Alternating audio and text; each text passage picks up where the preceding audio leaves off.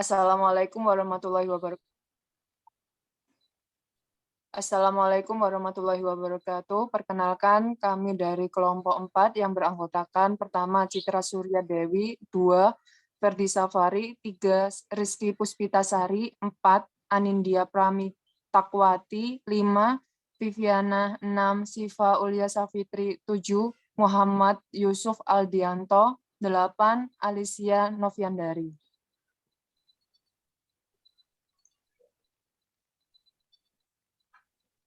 Kami akan menjelaskan tentang tindak pidana pencucian uang. Sejarah dari tindak pidana pencucian uang dan perkembangan pencucian uang. Istilah pencucian uang atau money laundering telah dikenal sejak tahun 1930 di Amerika Serikat, yaitu ketika mafia membeli perusahaan yang sah dan resmi sebagai salah satu strateginya. Investasi terbesar adalah perusahaan pencuci pakai atau disebut laundromat yang ketika itu terkenal di Amerika Serikat. Pada tahun 1980-an, uang hasil kejahatan semakin berkembang. Dengan berkembangnya bisnis haram seperti perdagangan narkotik dan obat bius yang mencapai miliaran rupiah, sehingga kemudian muncul istilah narkodolar yang berasal dari uang haram dari perdagangan narkotika. Dalam perkembangannya, tindak pidana pencucian uang semakin kompleks, melintasi batas-batas yurisdiksi, dan menggunakan modus yang semakin variatif, memanfaatkan lembaga di luar sistem keuangan, bahkan telah merambah ke berbagai sektor. Untuk mengantisipasi hal itu, Financial Action Task Force atau disingkat dengan FATF on Money Laundering telah mengeluarkan standar internasional yang menjadi ukuran bagi setiap negara dalam pencegahan dan pemberantasan tindak pidana pencucian uang dan tindak pidana pendanaan terorisme yang dikenal dengan Revised 40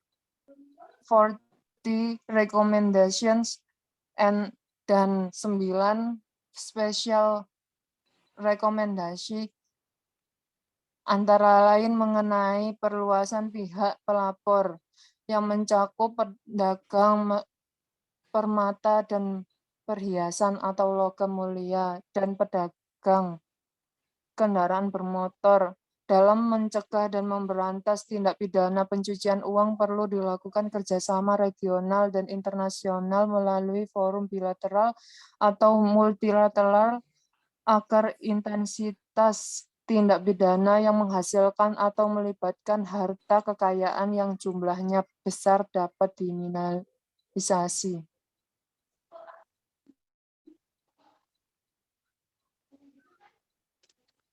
Di Indonesia, tindak pidana pencucian uang telah dikriminalisasi sejak tahun 2002, yakni sejak disahkannya Undang-Undang Nomor 15 Tahun 2002 tentang tindak pidana pencucian uang tanggal 17 April tahun 2022.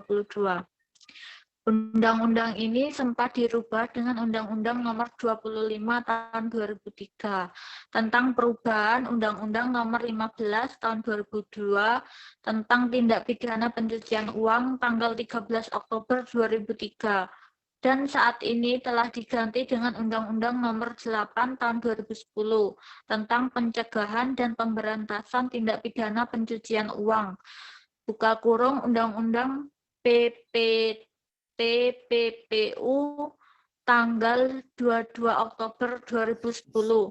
Selain mengkriminalisasi secara khusus perbuatan mengaburkan asal-usul harta kekayaan, hasil kejahatan, pendekatan follow money juga dilengkapi dengan skema pendeteksian yang melibatkan industri keuangan serta didukung dengan berbagai terobosan hukum yang berusaha mengatasi kelemahan dan penegakan hukum konvensional.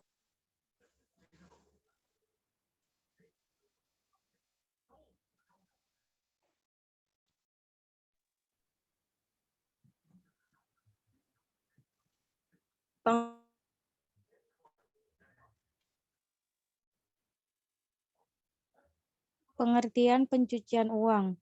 Terdapat beberapa pengertian mengenai pencucian uang atau money laundering.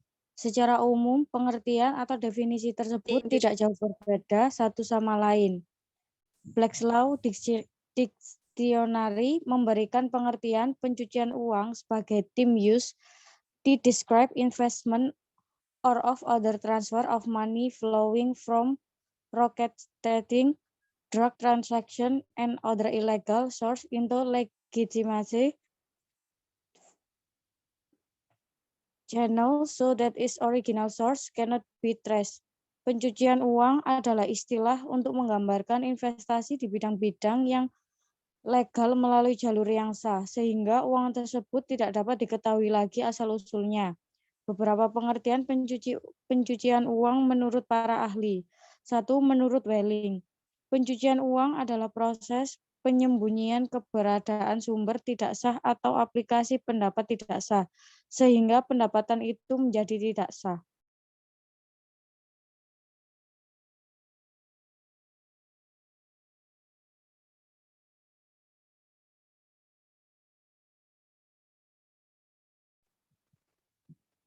Menurut Fraser, pencucian uang adalah sebuah proses yang sungguh sederhana di mana uang kotor diproses atau dicuci melalui sumber yang sah atau bersih, sehingga orang dapat menikmati keuntungan tidak halal itu dengan aman. 3. Menurut Prof. Dr. M. Giovanoli, money laundering merupakan proses dan dengan cara seperti itu, maka aset yang diperoleh dari tindak pidana dimanipulasikan sedemikian rupa sehingga aset tersebut seolah berasal dari sumber yang sah. 4.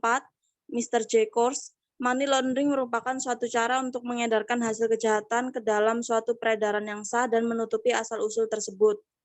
5. Byung Kili, money laundering merupakan proses memindahkan kekayaan yang diperoleh dari aktivitas yang melawan hukum menjadi modal yang sah.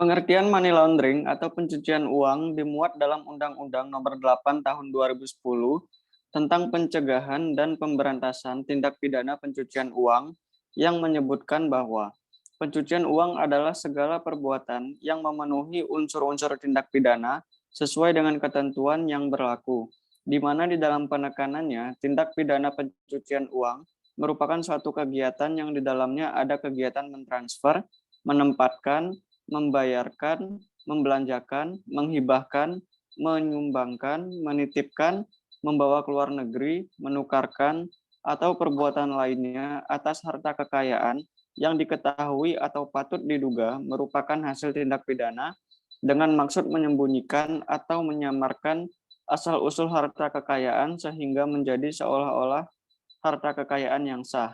Dalam hal ini yang sering dilakukan oleh pejabat pemerintah atau pemegang kekuasaan untuk memutar kembali duit yang tidak sah setelah mendapatkan hasil yang bukan miliknya. Tahap-tahap dan proses pencucian uang. Yang pertama yaitu placement.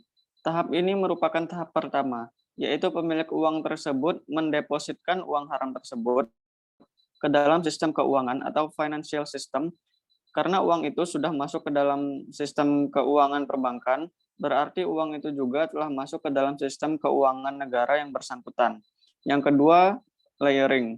Layering adalah memisahkan hasil tindak pidana dari sumbernya, yaitu tindak pidananya melalui beberapa tahap transaksi keuangan untuk menyembunyikan dan menyamarkan asal-usul dana.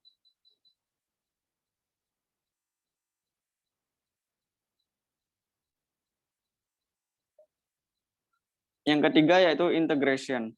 Integration adalah upaya menggunakan harta kekayaan yang telah tampak sah, baik untuk dinikmati langsung, diinvestasikan ke dalam berbagai bentuk kekayaan material atau keuangan, dipergunakan untuk membiayai kegiatan bisnis yang sah, maupun untuk membiayai kembali kegiatan tindak pidana. Ketiga kegiatan tersebut di atas dapat terjadi secara terpisah atau stimulan, namun secara umum dilakukan secara tumpang tindih. Modus operandi pencucian uang dari waktu ke waktu semakin kompleks, dengan menggunakan teknologi dan rekayasa keuangan yang cukup rumit. Hal itu terjadi baik pada tahapan placement, layering, maupun integration, sehingga penanganannya pun menjadi semakin sulit dan membutuhkan peningkatan kemampuan atau capacity building secara sistematis dan berkesinambungan. Pemilihan modus operandi pencucian uang bergantung pada kebutuhan pelaku tindak pidana. Metode pencucian uang. Pertama, metode buy and sell conversion. Metode ini dilakukan melalui transaksi barang-barang dan jasa.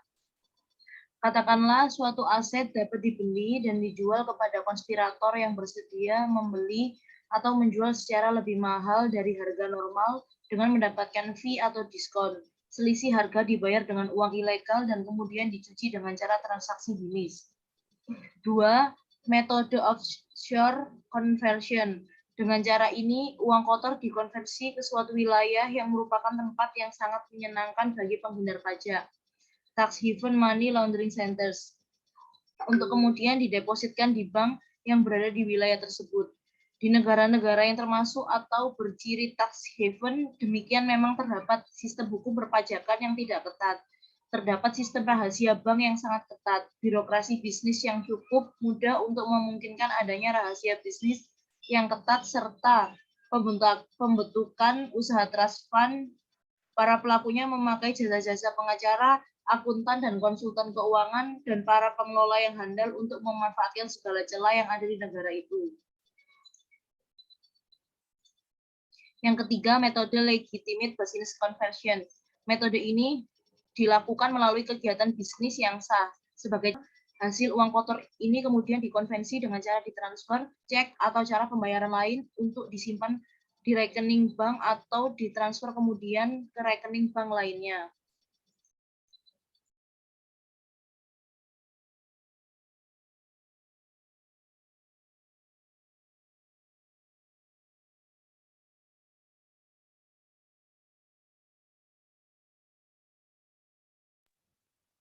Pencegahan tindak pidana pencucian uang.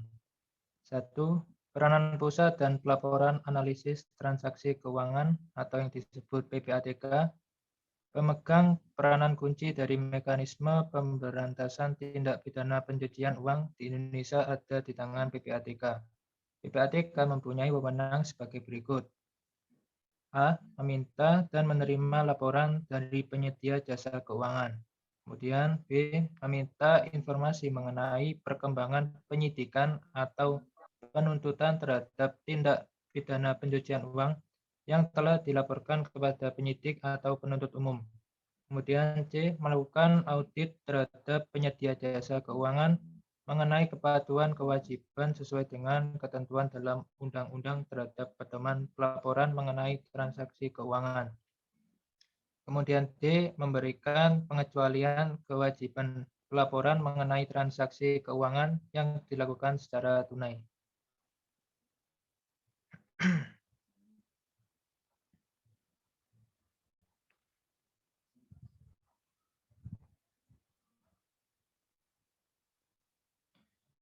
Peranan polisi dalam melakukan investigasi terhadap perkara pencucian uang. Berkenaan dengan tugas penyidikan, polisi harus memperoleh alat bukti yang akan digunakan pada jaksa untuk selanjutnya diungkapkan di persidangan.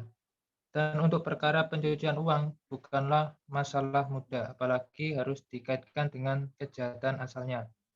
Peranan polisi juga sangat dominan manakala berkaitan dengan pengambilan harta kekayaan hasil tindak pidana di luar negeri. Kemudian di bidang teknologi informasi memungkinkan kejahatan pencucian uang bisa terjadi. melampaui batas kedaulatan suatu negara. Karena itu, untuk mencegah dan memberantasnya memerlukan kerjasama antar negara.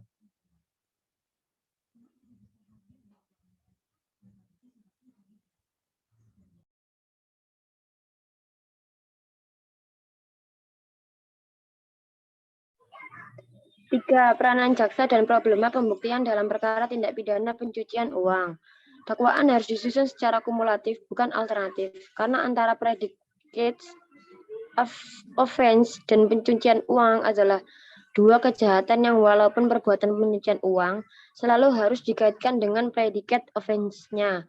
Pencucian uang adalah kejahatan yang berdiri sendiri, as a separate crime. Dengan demikian, dalam mendakwa tindak pidana pencucian uang, misalnya berkaitan dengan dakwaan pasal 3, maka predicate offense dan follow-up crime-nya didakwakan sekaligus.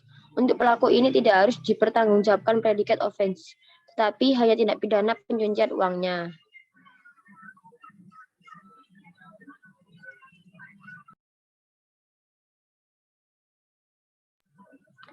4. Peranan hakim dalam memutuskan perkara pencucian uang. Berkenaan dengan karakteristik yang unik dari tindak pidana pencucian uang, peranan hakim sangat menentukan untuk tujuan pemberantasan kejahatan ini. Hakim harus mempunyai sifat visioner yang didasarkan pada pemahaman bahwa pembuktian kejahatan ini sangat sulit karena harus membuktikan kejahatan sekaligus. Profesionalitas hakim sangat diperlukan untuk mengikuti semua sistem acara peradilan yang banyak menggunakan pendekatan pragmatis. Misalnya, adanya perlindungan saksi dan adanya praktik acara pembalikan beban pembuktian, the shifting of the burden of proof.